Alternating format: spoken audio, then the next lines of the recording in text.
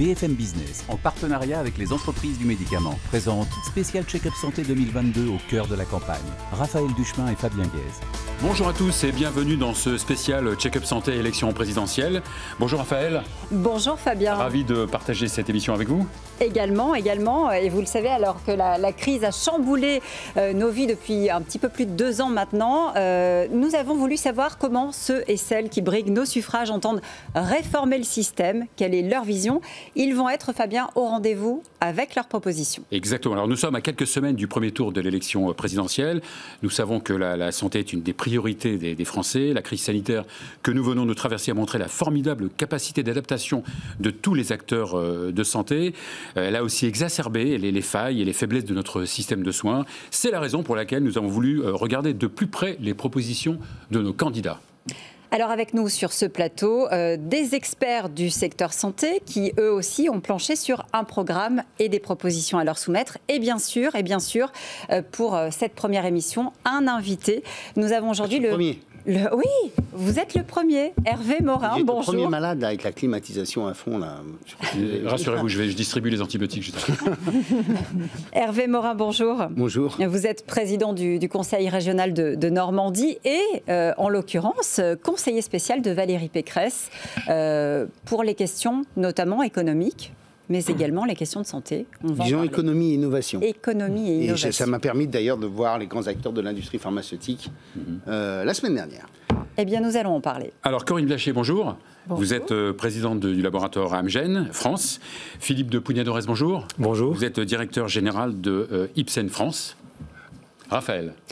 On va tout de suite, si vous le voulez bien, entrer dans le vif des propositions, dans le détail des propositions de Valérie Pécresse. Qu'imagine-t-elle justement pour la santé si demain elle venait à entrer à l'Élysée? Eh bien, il y aurait des mesures d'urgence, figurez-vous, celles que la candidate prendrait dès son arrivée. Il y en a 2, le rattrapage du retard des soins pris à cause de la crise sanitaire et puis la prise en charge des Covid longs pour à terme tout simplement les faire reconnaître en ALD, en affection longue durée. Le long terme ensuite, eh bien, il y a des causes pour le quinquennat qu'elle imagine. Elles sont au nombre de 3, ces causes: la santé mentale, la santé des femmes et la lutte contre les cancers pédiatriques. Avec une ambition qui sous-tend tout ce programme, faire progresser l'espérance de vie en bonne santé des Français. Comment? En s'attaquant notamment aux déserts médicaux. Plus un seul en 2027, c'est le souhait de la candidate, qu'on puisse aussi être soigné à moins de 30 minutes de chez soi et qu'on divise par 2 les délais pour une consultation quelle qu'elle soit. Réformer aussi l'hôpital avec plus d'autonomie et un système de financement revu.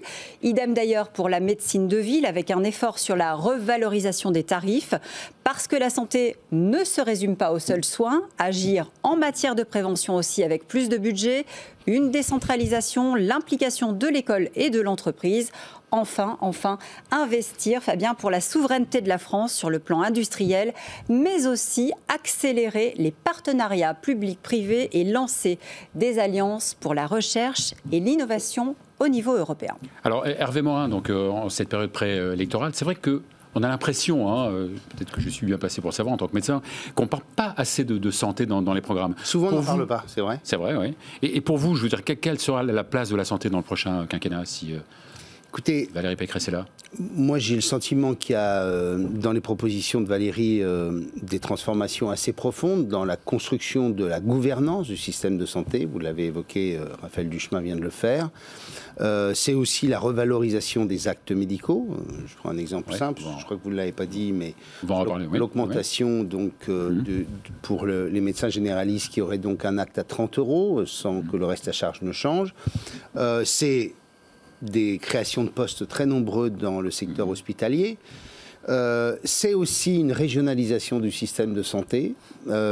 C'est tout de même un certain nombre de sujets, vous avez fait le programme plus les questions autour de l'innovation et du développement économique qui, j'imagine, seront vues avec mes 2 interlocuteurs.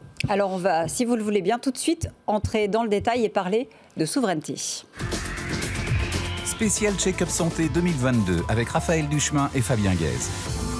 Ah oui, parce que la crise du Covid a posé un certain nombre de problèmes en termes d'approvisionnement. On va peut-être justement s'intéresser à cette fameuse souveraineté sanitaire. Quelle est votre stratégie justement pour la recréer? J'ai entendu parler d'une loi de programmation quinquennale. Sur quoi est-ce qu'elle s'appuierait?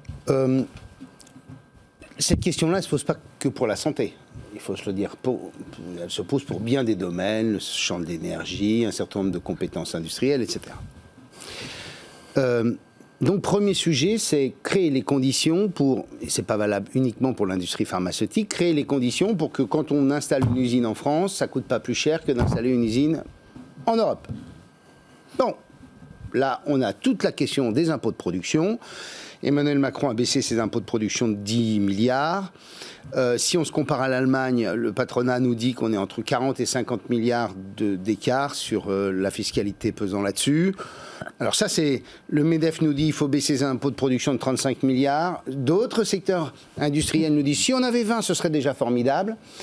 Ce qui est certain, c'est qu'il nous faudra baisser les impôts de production entre 20 et 25 milliards d'euros pour être à peu près dans l'épure de la moyenne européenne. Quand vous discutez avec, par exemple, l'UMM, ils vous disent, si vous nous mettez à 20 ou 25 milliards de moins d'impôts de production, on pourra considérer que planter une usine en France, c'est pas plus compliqué de la planter ailleurs. Premier point.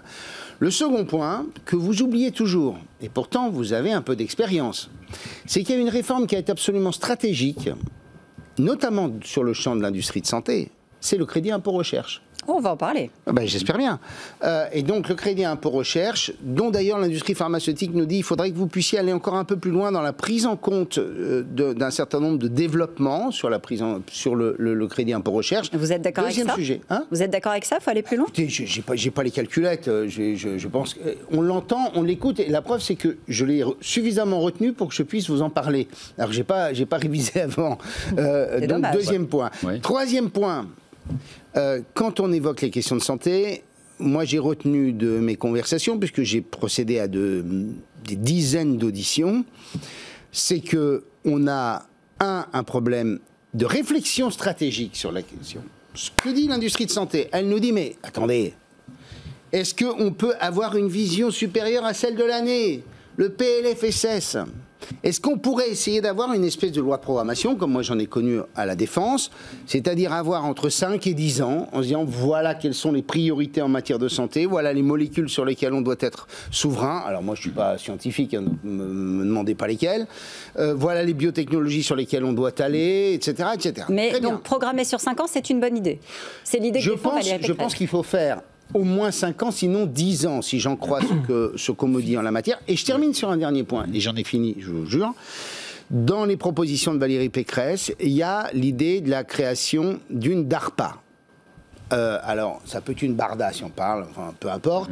Grosso modo, un ministère de l'industrie, de l'innovation et de l'énergie, qui soit un ministère qui est en main la totalité des instruments financiers de l'État liés aux grands programmes stratégiques et que nous soyons en mesure de développer, comme le font les Américains, des financements stratégiques sur des sujets sur lesquels on doit être souverain, avec non pas l'idée qu'on se limite simplement à la recherche. Hein.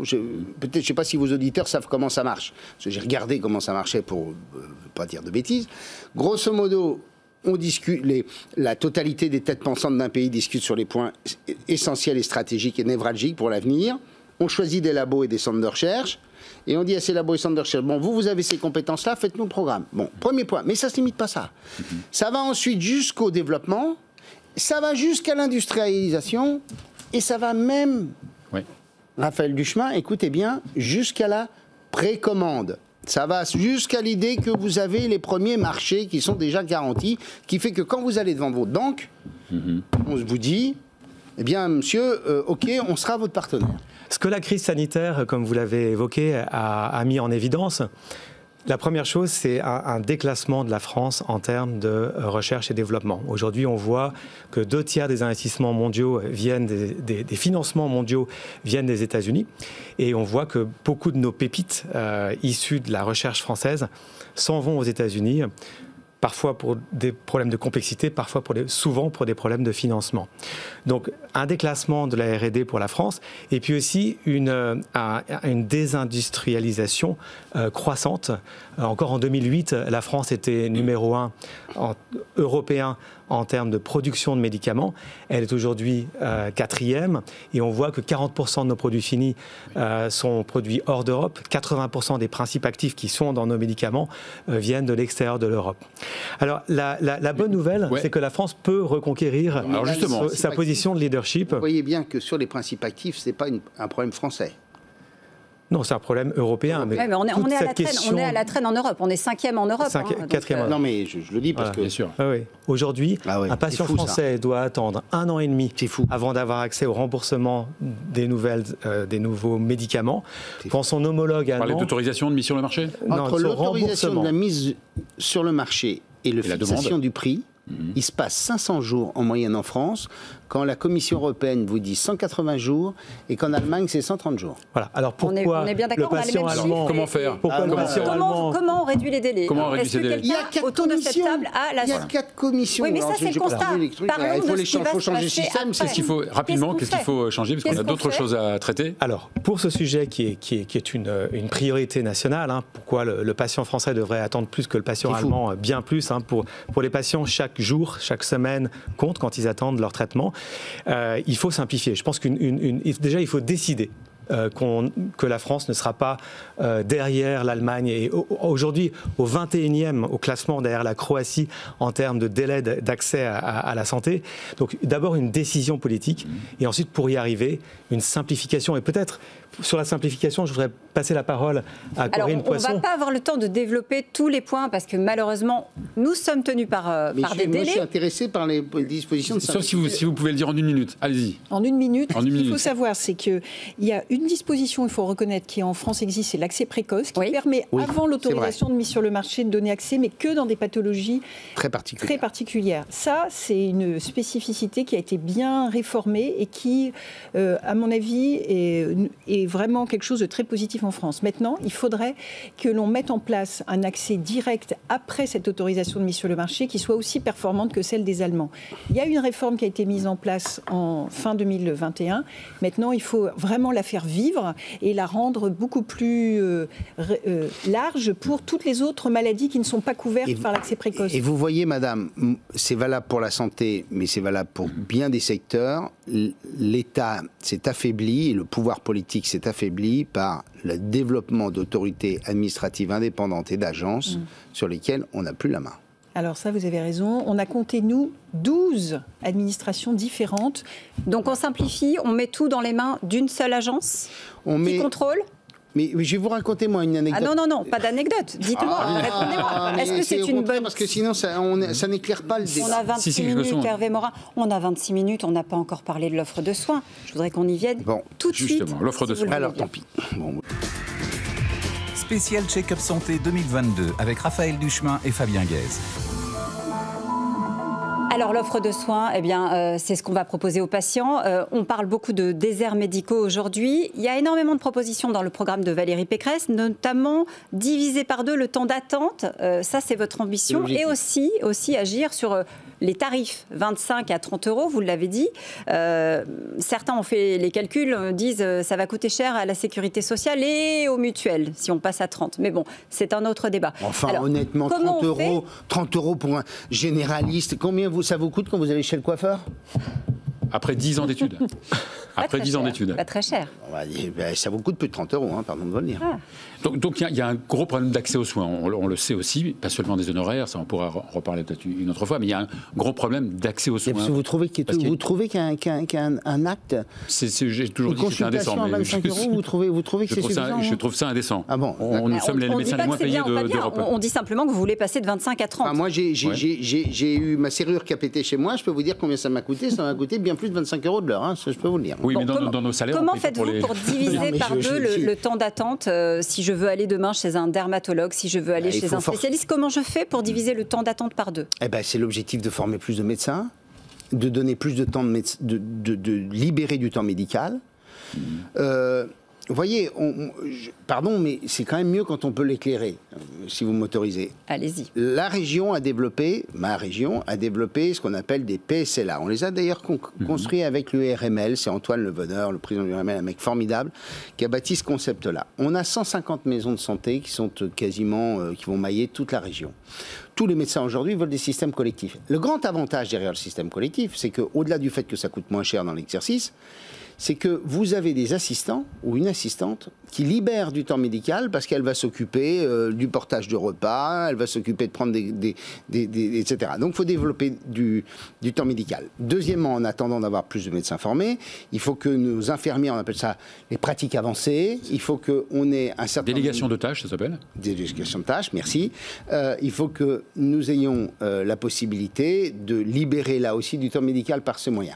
La quatrième proposition que fait Valérie sur le sujet, c'est de faire en sorte que les stages des généralistes puissent être effectués en 4e année dans les cabinets médicaux. Ça permettrait, selon nous, de libérer à peu près 2000, ça permettrait d'avoir 2000 jeunes généralistes qui seraient avec des maîtres de stage, dans les cabinets médicaux. C'est ce que vous appelez les docteurs juniors, les 4000 docteurs juniors à l'horizon 2025 ? Bravo. Dans les déserts médicaux. Ça. Voilà. Et on a dans les déserts médicaux des situations. Par exemple, j'ai augmenté le nombre... Vous êtes bien placé pour le savoir, en Normandie, c'est une catastrophe. Une catastrophe. Bon, on a augmenté le nombre de kinés, parce qu'il ne faut pas toujours penser qu'aux généralistes, et on a fait en sorte que les formations des kinésithérapeutes soient remboursées s'ils s'installent dans les services publics ou s'ils s'installent dans les déserts médicaux. Première mesure.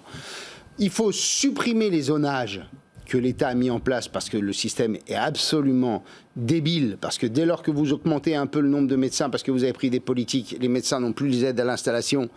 Et donc, en clair, au lieu de renforcer, on n'est plus en capacité de pouvoir accueillir de nouveaux médecins. Donc, il faut supprimer ce système de zonage. Et enfin, troisième élément, il faut que on ait la volonté de développer un certain nombre de formations. Je prends les dentistes. J'ai pas de fac de dentaire en Normandie. Alors, Dieu merci, j'en ai avoir une enfin en septembre. Eh bien, il faut très clairement développer les fauteuils de dentaire 5e et 6e année pour leur permettre de s'installer, d'aller pratiquer dans des villes moyennes et ainsi s'installer aussi à la campagne ou dans les villes dans lesquelles il n'y a plus personne. Alors, Corinne Blacher, le médecin et le patient, il est au bout de la chaîne. Donc, que faire pour remédier à ce... Alors, nous allons dire des propositions qui sont complémentaires de tout ce que vous avez dit, Hervé Morin. Nous pensons notamment... Nous avons des innovations qui peuvent changer fondamentalement la prise en charge d'une pathologie. Et nous n'utilisons pas toujours le potentiel de ces innovations. C'est vrai. Il y a des nouvelles molécules qui permettent, par exemple, de sortir complètement des patients de l'hôpital, de traiter uniquement en ambulatoire. En Allemagne, on a pu voir ces molécules qui avaient diminué la file d'attente dans des maladies rhumatismales sévères et qui permettaient de libérer des ressources à l'hôpital pour les allouer à d'autres maladies, d'autres patients. Ça, c'est une première chose. C'est vrai, madame, que j'ai eu, dans tous les travaux que j'ai menés, beaucoup de personnes qui ont témoigné en me disant, à partir d'innovations médicales ou de santé, on n'en tire pas les conséquences sur l'organisation de notre système et notamment notre organisation hospitalière. Voilà. Je ne sais pas si vous êtes d'accord. Ça, c'est un premier point. Le deuxième, c'est utiliser aussi le potentiel des nouvelles technologies. Et je pense qu'avec la pandémie, nous avons vu le boom des téléconsultations, qui était une activité très marginale, qui maintenant est redescendue, bien sûr, on est revenu à... Mais ça doit rester complémentaire, évidemment. Voilà, et qui permet, et notamment dans des déserts médicaux, de créer une relation entre un patient et un médecin à distance. De la même façon, la télésurveillance, il y a vraiment maintenant des outils qui sont très utiles et qui permettent de garder un patient en direct avec son médecin et qui nous semblent aussi très intéressantes à développer pour l'avenir. Mais ça va beaucoup progresser. Moi, je vois dans toutes les maisons de santé en Normandie, on a quasiment maintenant une salle réservée à la téléconsultation. Donc alors après, il faut le médecin à l'autre bout, quand même. Il y a beaucoup de licornes françaises. Ça change. Il y a beaucoup de licornes françaises dans l'e-santé et il faut continuer à les encourager et à les financer. Une question peut-être sur l'hôpital. J'ai vu que Valérie Pécresse voulait une autonomie de l'hôpital, c'est-à-dire quelque chose comme elle l'a fait avec l'université ? Sur ce même modèle-là ? Sur l'hôpital, il faut plus de personnel. Oui. Donc ça, on a prévu d'en créer, je crois de mémoire, 15 000. Ouais. Et pourtant, il y a quand même quelques fuites de personnel, notamment les infirmières hospitalières qui partent vers le libéral. Les gens sont épuisés, là. Les gens sont épuisés. Deuxièmement, il faut donner plus d'autonomie dans la l'organisation, c'est-à-dire que la communauté médicale puisse, avec l'administration de l'hôpital, dans l'enveloppe budgétaire, avoir beaucoup plus de liberté. Vous savez, la directrice générale du CHU de Rouen me racontait qu'au moment du Covid, elle a été obligée d'embaucher 10 personnes, entendez-vous bien, 10 personnes, parce qu'il y avait des circulaires qui tombaient 10 fois par jour en lui demandant de faire telle ou telle chose, une chose qu'elle avait d'ailleurs faite par elle-même, parce qu'elle n'avait pas eu besoin d'avoir la technocratie à Paris pour lui expliquer ce qu'elle devait faire dans le cadre du Covid.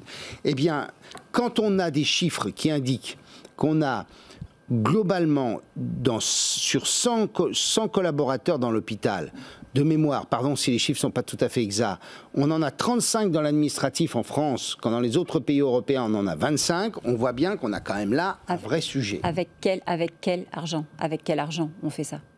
Avec l'argent, mais l'argent, quand déjà on va permettre à chacun de pouvoir mieux construire son modèle, le bâtir, déjà on va probablement gérer les choses de façon plus intelligente, parce que moi je crois beaucoup à l'intelligence collective dans une organisation humaine, et puis deuxièmement, pardon de le dire, le problème du pays c'est qu'il n'y a pas assez de cotisants. Si le jour où on a un taux d'emploi comparable au taux d'emploi de l'Allemagne, ça veut dire qu'on a à peu près 10 points d'écart avec les Allemands, on aura beaucoup plus de cotisants. Si en plus de ça, on fait quelques efforts sur un certain nombre de régimes comme le régime des retraites, eh bien, on peut tout à fait imaginer que là, on puisse se donner des marges de manœuvre pour mieux soigner les Français. On va passer à la troisième partie tout de suite. Spécial Check-up Santé 2022 avec Raphaël Duchemin et Fabien Guèze. Alors, c'est vrai qu'on innove beaucoup en France, on parle même de Startup Nation comme d'autres pays. Pourtant, c'est vrai que de nombreux chercheurs, de nombreux talents... Sur la Startup Nation, recevez les gens du numérique qui vous diront ce qu'ils pensent de la politique du gouvernement. Et c'est pas exactement ça. Alors justement, c'est vrai que les chercheurs, les talents nous, on fait ne restent pas toujours en France. Nous, quand même, on est en train de faire appel à la loi américaine pour stocker nos données de santé. Hein. Ah bah justement, c'est un sujet dont vous pourriez parler. Oui, on va en parler. Corinne, donc, est-ce que vous aussi, vous trouvez que les chercheurs, les talents ont tendance à fuir et pourquoi ? Nous travaillons beaucoup avec les talents français. Hein. Il y a un écosystème extrêmement vivant. Donc maintenant, il y a certainement des silos entre cette académie publique et les entreprises privées. Donc nous favorisons, et c'est vraiment une des recommandations de notre association, c'est vraiment de soutenir des partenariats publics-privés, parce que nous pensons qu'il y a un énorme potentiel qui aujourd'hui n'est pas libéré. Donc clairement, il faut travailler dans ce sens du partenariat public-privé, et il y a des choses qui ont été mises en place mais qui doivent continuer avec des incitations, à la fois aussi des levées d'obstacles et des simplifications qui peuvent être améliorées dans le cadre de lois d'innovation. Non, rien à ajouter, effectivement. C'est vrai, comme par exemple le Paris-Saclay Cancer Cluster qui a été inauguré il y a quelque chose, c'est vraiment la représentation du partenariat public-privé. Vous parliez justement... Mais moi, pardon, c'est rien à voir avec Saclay, mais en Normandie... une grande partie des financements en matière de recherche et d'innovation que porte la région, c'est dans le secteur de la santé. Donc il y a énormément de bouillonnement sur ces sujets. Concernant peut-être les brevets, les problèmes de normes, les délais, ça aussi, on en a dit un mot tout à l'heure, mais la fuite des talents, qu'est-ce qu'il faut faire? Est-ce qu'il faut simplifier davantage? Est-ce qu'il faut peut-être attirer davantage les talents financièrement parlant? Comment on fait pour garder finalement toute cette richesse chez nous et qu'en 2050, on ait une santé digne de ce nom, dont on puisse être fier, encore plus fier. Très clairement un problème de financement de la recherche, avec des chercheurs qui sont beaucoup moins bien payés que dans les autres pays européens et mondiaux. Alors on ne pourra jamais les payer comme les Américains, mais clairement, on a un vrai sujet. Moi, je viens d'aller récupérer plusieurs millions d'euros à Bruxelles pour financer 40 chercheurs, parce que les grands labos normands m'ont dit qu'il faudrait qu'on ait des pépites, les grands talents de demain. C'est pas en France que j'ai trouvé l'argent. Je suis allé à Bruxelles pour récupérer de quoi payer ces chercheurs à un niveau qui me permettait qui permettait aux labos ensuite de les recruter. On a déjà cette question-là, qui est la question de la rémunération. Dernière question, vous parliez tout à l'heure des données de santé. C'est vrai qu'en France, on a un trésor au niveau des données de santé, de l'assurance maladie. C'est vrai qu'elles ne sont pas toujours très bien utilisées, notamment, bien sûr anonymisées, notamment avec le monde privé. Alors nous, sur les données de santé, nous pensons qu'elles représentent une mine d'or d'informations qui pourraient, dans le futur, aider la santé publique. On parlait d'intelligence collective, mais on peut aussi parler ici d'intelligence artificielle. Mais qu'il faut que ces données soient organisées, structurées et utilisées dans l'intérêt du patient en premier lieu. Peut-être pour éviter que ce soit les GAFA qui utilisent ces données de santé? Comment on fait tout en protégeant? Surtout permettre à des entreprises françaises de pouvoir se développer et acquérir un niveau de compétence, de qualification. Ils les ont. Ils ont les technos. Ils sont tout à fait capables de faire ce que fait Microsoft, Amazon et d'autres. Faut-il encore leur en donner la chance? Moi, ça me dérange beaucoup de savoir que les données de santé des Français vont être soumises à la loi américaine. Rêvez-moi, en 10 secondes. Votre impression sur la santé de 2050? 2050, oui, 2050. La santé de nos enfants, Rêvez-moi. Oui, 2050, oui, là, vous me donnez peu d'espoir, en effet. Mais très clairement, ce que j'espère, c'est que cette question-là, au lendemain du Covid, sera un vrai sujet de l'élection présidentielle. Parce que toutes les enquêtes d'opinion démontrent une chose, c'est que les deux priorités de nos compatriotes, c'est la santé et c'est l'environnement. Eh bien, merci à vous, merci Hervé Morin, merci Raphaël. Merci à tous. Rendez-vous évidemment dès la semaine prochaine avec les autres candidats dans la course à cette présidentielle. Spécial Check-up Santé 2022 avec Raphaël Duchemin et Fabien Guèze.